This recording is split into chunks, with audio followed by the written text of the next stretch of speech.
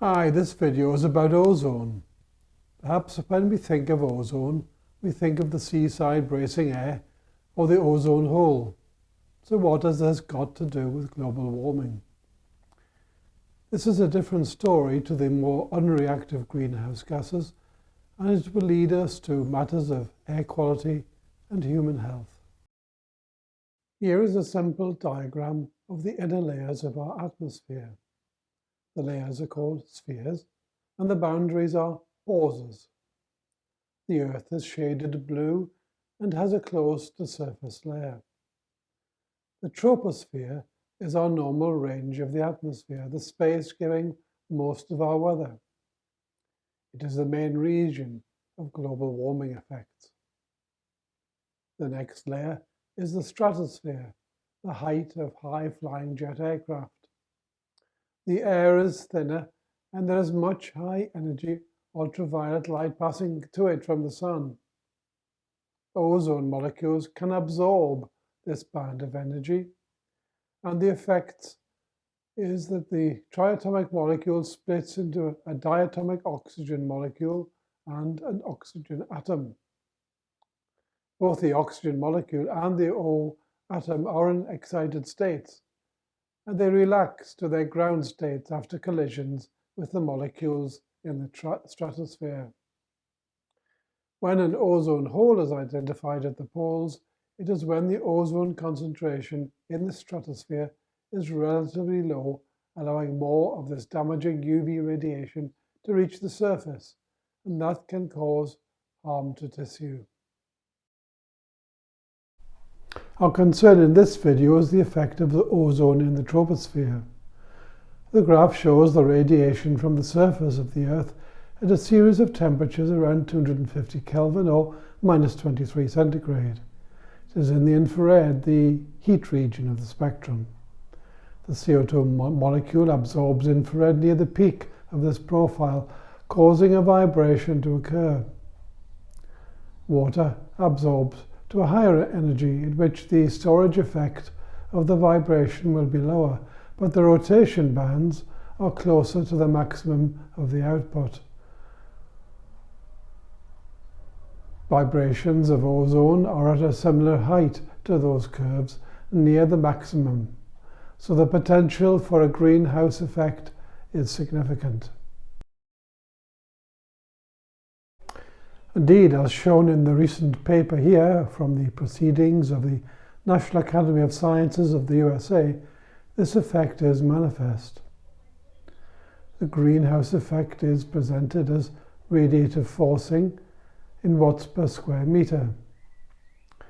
For atmospheric gases, radiative forcing comes from the intrinsic molecular property, radiative efficiency, and the concentration in the atmospheric column.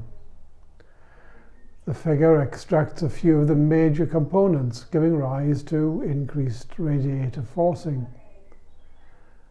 There are others which reduce the RF value, like cloud, and the estimated resultant was 2.56 watts per square meter. Would that we could keep to that value, as it gives us a chance of keeping to a 1.5 degrees C rise in temperature by 2100. As expected, CO2 is the major contributor.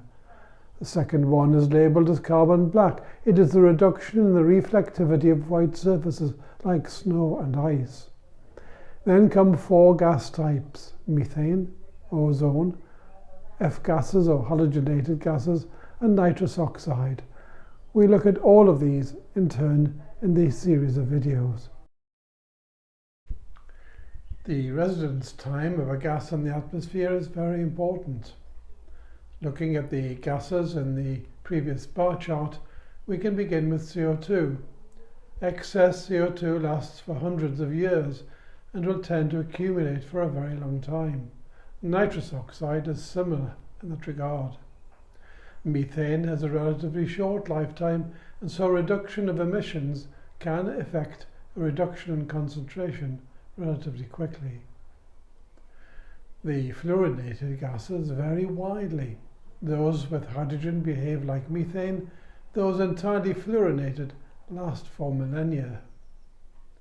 But ozone is very reactive and has a very short lifetime, so it must be constantly formed to create the standing concentration that can have such a greenhouse effect. This regeneration of ozone is mediated by species that are called short-lived climate forces. NOx is one of these.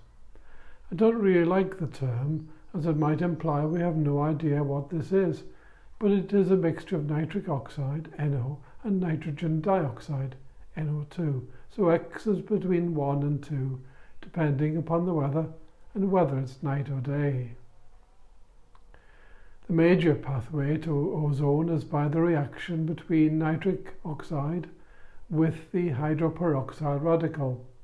The dot indicates a reactive free radical that transfers an oxygen atom to the nitrogen to form NO2 and releasing a hydroxyl radical.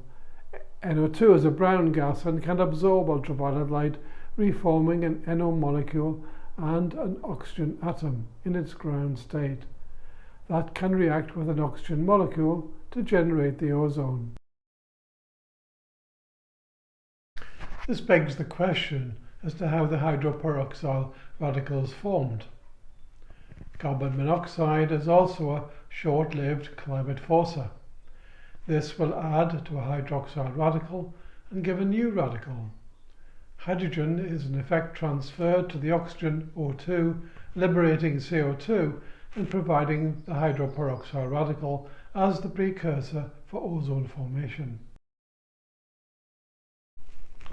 As described in the report by the Royal Society on ground level ozone, there are issues of human health implicated.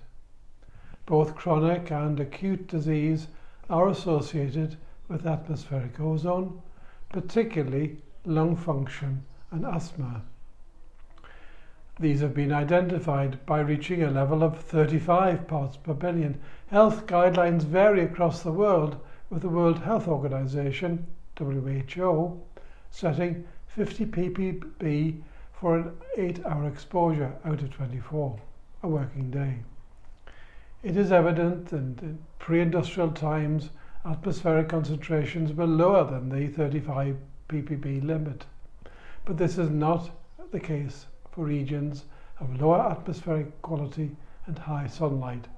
They can have background levels that exceed healthy limits.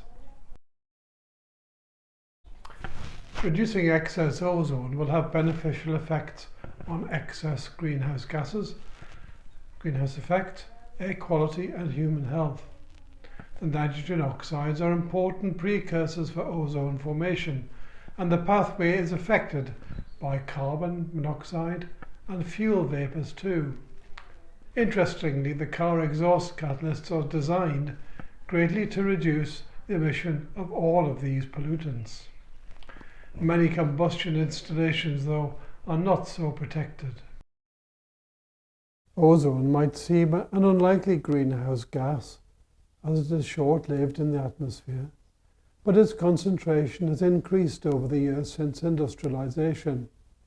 The causes substantially are the release of fuel vapor and also toxic gases like carbon monoxide and nitrogen oxides. Human health and our world need improved air quality.